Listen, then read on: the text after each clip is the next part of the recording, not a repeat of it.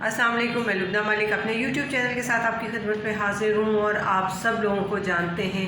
کہ ظلم و جبر کا ایک سیاہ ترین دور گزرا اور اب ایک روشنی کی کرن نظر آنی شروع ہوئی ہے۔ جی بالکل، وہ روشنی کی کرن اس صورت میں نظر آنی شروع ہوئی ہے کہ پاکستان تحریک انصاف کے چیئرمین نے حقیقی آزادی کی جو جنگ لڑنے کا سلسلہ شروع کیا ہے، اور اللہ پاک انہیں کامیابی سے بھی انشاءاللہ نوازے گا۔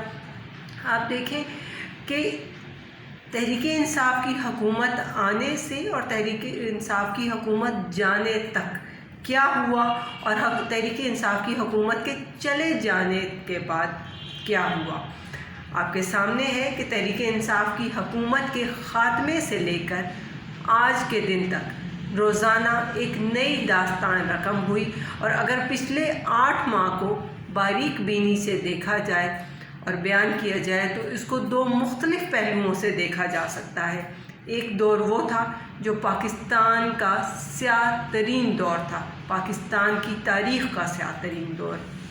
کیونکہ یہ وہ دور تھا جس میں ہر انسان، چاہے وہ کوئی عام انسان ہے، چاہے کوئی سوشل میڈیا سے اٹیچ پرسن ہے، چاہے وہ معیشت سے متعلقہ کوئی فرد ہے، ہر چیز تنزلی کا شکار نظر آئی۔ اور اس میں کوئی دوسری بات نہیں ہے کہ ہماری معیشت جو کہ ترقی کر رہی تھی اور گروتھ ریٹ 6% پہ تھا، وہ بھی ایک دم سے زمین بوس ہو گئی۔ آپ دیکھیں کہ عام انسان جس کو مہنگائی کم کرنے کے خواب دکھائے گئے تھے، وہ مہنگائی کی چکی میں پس کر رہ گئے۔ تمام اشیاء ضروریہ اس لیول پہ آ گئیں کہ کسی کے لیے 2 دانے کھانا اور اپنا پیٹ بھرنا بھی بہت مشکل محسوس ہونے لگا۔ مہنگائی اتنی زیادہ بڑھ گئی کہ عوام بھوکے مرنے لگے۔ ایک جانب عوام سے یہ وعدہ کیا گیا کہ ان کو تمام تر سہولیات فراہم کی جائیں گی، مگر اس کے ساتھ ساتھ امپورٹڈ حکومت نے اقتدار سنبھالتے ہی ہر چیز مہنگی کر دی۔ گھروں سے بجلی غائب ہو گئی، بجلی کے بلوں میں اس قدر اضافہ ہو گیا کہ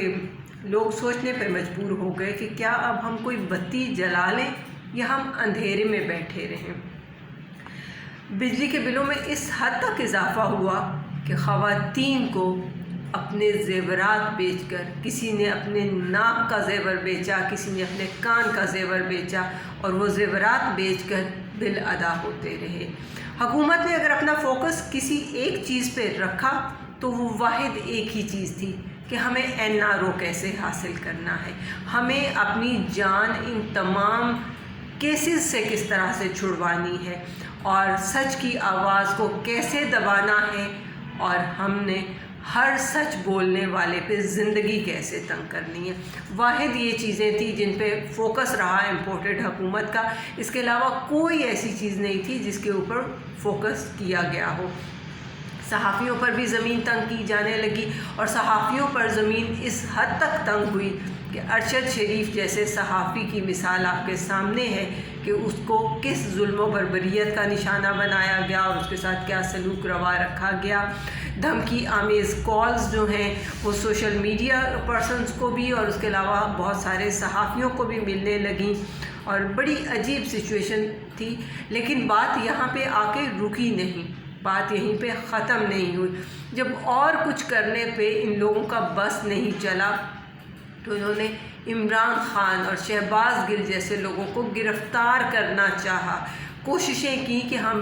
جو ہمارے ہاتھ آتا ہے اس کو ہم گرفتار کر لیں،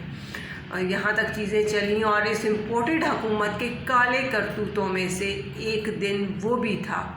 جب 24 مئی کی رات اور 25 مئی کا دن لوگوں پر ظلم و بربریت کی وہ نشان رقم کیے گئے، وہ داستانیں وہاں پہ رقم کی گئیں کہ ولا عالم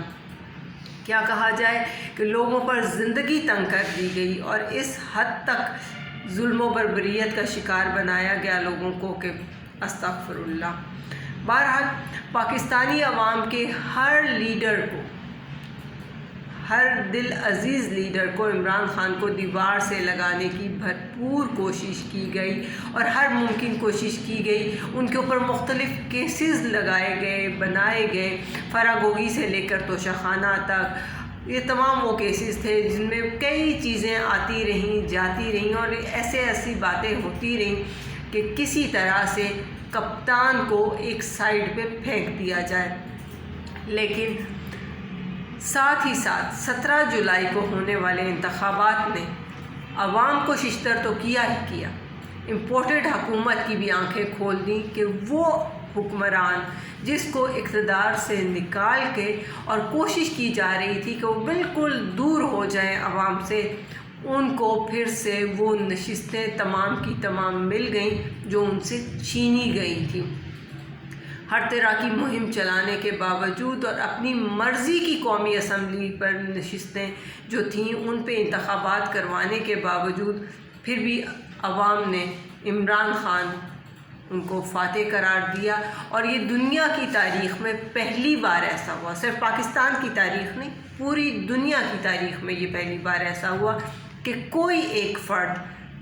وہ واحد عمران خان ہی تھا جس نے ان تمام نشستوں پر ایک ساتھ پہلی بار یہ ہوا کہ فتح سمیٹی. اور اس کے ساتھ ساتھ آپ کو پتہ ہے کہ عوام کے اوپر کیا رویے روا رکھے گئے اور کیا چیزیں ہوتی رہیں. جہاں اس سیاہ دور کی بات کی جائے وہیں پہ اس دور کا ایک حسین اور خوبصورت پہلو وہ بھی آپ کے سامنے رکھتی ہوں. وہ یہ تھا کہ عوام کے اوپر جو مرضی رویے روا رکھے گئے، لیکن جس وقت عمران خان وزیر اعظم پاکستان صاحب کا جو چیئرمین ہے پاکستان تحریک انصاف کے، جس وقت انہوں نے یہ سوچا 9 اپریل کو جب ان کی حکومت ختم کی گئی تو 10 تاریخ کو لوگ اپنے گھروں میں ڈرے چھپے بیٹھے نہیں رہے. تمام کے تمام اپنے گھروں سے نکل آئے اور انہوں نے پوری طرح سے حق کی اور سچ کے لیے آواز بلند کی. قوم اپنے کپتان کی آواز پر لبیک کہنے کے لیے پوری طرح سے تیار تھی، پوری طرح سے پرجوش تھی. اور اس وقت سے لے کر اب تک آپ کے سامنے ہے کہ بے انتہا ریلیاں ہوئیں، بے انتہا جلسے ہوئے اور عوام نے گھروں سے باہر نکل کر اپنا بھرپور احتجاج ریکارڈ کروایا اور بند کمروں میں فیصلے کرنے والوں کو یہ پیغام بجا طور پہ دیا کہ آپ جو بھی کرنا چاہیں کرتے رہیں، فیصلہ اب ہم کریں گے. اور یہی روشن پہلو اس سیاہ دور کا ہے کہ عوام نے یہ بتا دیا